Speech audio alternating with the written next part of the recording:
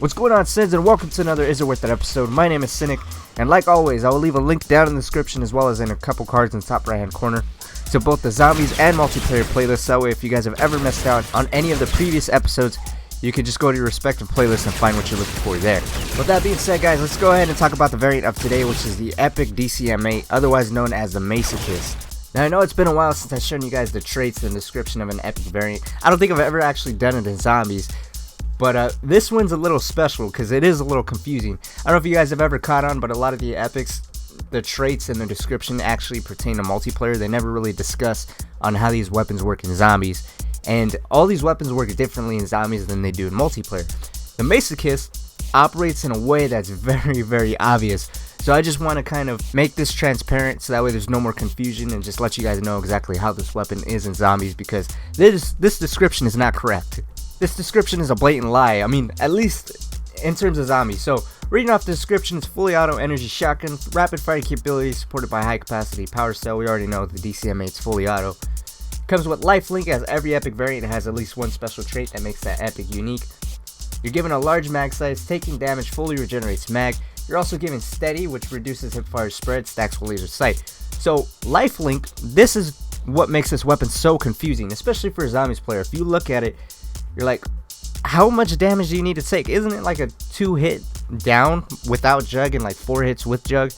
And if the game really wants to be an asshole, and Raven the Redwoods in particularly, the zombies that have axes, I've been one-shotted or instantly down on round 30 by those guys. So it's almost like, what the fuck do they mean, you know? Like, just ignore this. That, like I said, that's pertaining to multiplayer. That's not how this weapon works in zombies. In zombies, it's like completely 100% different. It's almost like they're two completely different weapons you're talking about.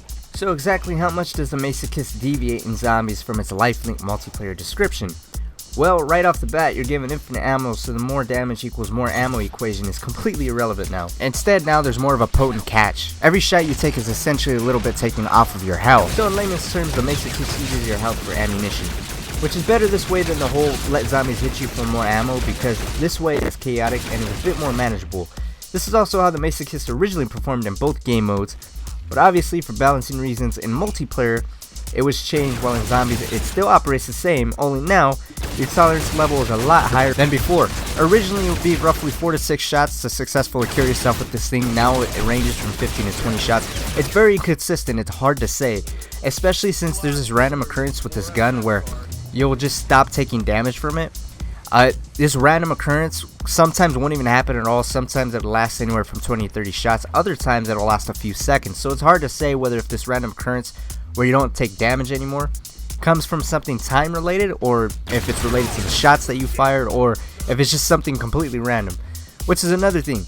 When this period ends, sometimes it'll just start from square one and start hurting you gradually over time. Other times it'll just randomly decide to pick up where it left off and start hurting you more intensely, almost like it never stopped. So you do have to be aware of that. So let's talk a little bit about the Sonic 4 RCE, otherwise known as the DCM8 Pack-a-Punch, for the first time.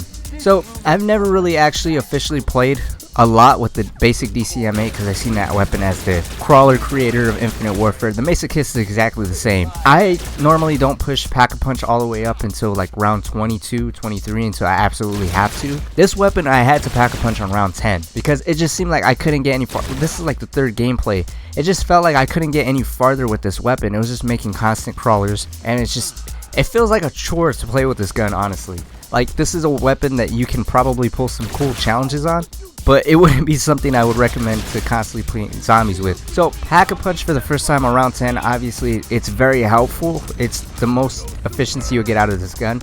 When you're forced to Pack-a-Punch it again by the round 15, I want to say, you're either not going to have enough points to do so, or because the zombies become so resilient, it still doesn't do that much damage. This gun, no matter where you hit zombies, a lot of times, especially on later on rounds where zombies become more resilient, you're always going to be making crawlers for yourself. So in short, the sooner you Pack-a-Punch with this weapon, the more efficient it becomes at killing. Of course, it's going to be a little bit of an overkill, but that's the only time this weapon is really even halfway decent at killing. Versus later on in the rounds when you Pack-a-Punch and double Pack-a-Punch, instead of it becoming efficient at killing like what other weapons would do, it's kind of like it's almost like a counseling effect. It's not strong enough to kill anything, but it is strong enough to do some amount of damage. What is cool to note though is that packed and double packed, it doesn't inflict any more damage on yourself than the weapon would have done to yourself without it being packed. God, I hope that made sense. So in other words, whether if it's packed once or double packed,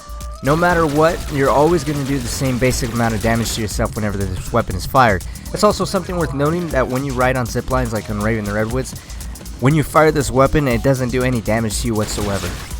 So finally, let's move on to perks. Obviously, Jug is highly recommended with any gameplay you do, so that's a no-brainer. Quickies is not really needed because it's infinite ammo, you don't have to reload.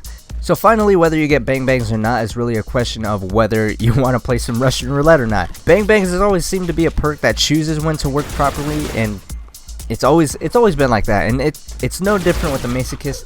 If anything, something that's always consistent with Bang Bangs, especially with Masochist, is how fucked you're gonna get. Because I don't really see a buff in the Masochist time to kill. Like I said, the Masochist or the DCM8 in general is shit. But with Bang Bangs, it makes it twice as hard to manage your health, because remember, every time you fire this weapon, it comes at the cost of your own health. So it is fun to play with in terms of playing on your toes, but in terms of efficiency, in terms of killing, in terms of, you know, just going far and having a decent gun playing with, the DCM8 in general is not a good weapon, and the Masochist doesn't give you a damage buff or nothing like that. So really, all you're doing with the Masochist is playing with a version of the DCM8 that manages to capitalize on the basic DCM8's annoyances and fuck you even more, considering now, every time you fire, you end up taking your own health. So all in all, guys, is the DCM8 Masochist worth it? Absolutely not. As you can see, I just killed myself with it. There's way more useful weapons out there, especially, you know, in particularly if you guys are looking for shotguns, the Reaver is always a nice go-to shotgun. It's always reliable. It's a wall weapon too. Or if you guys are looking for a nice, reliable Epic, I just did a video, and is it worth it episode on the Butcher, which I highly recommend. You can't go wrong with that gun. So again, the Masochist is shit. Don't get it.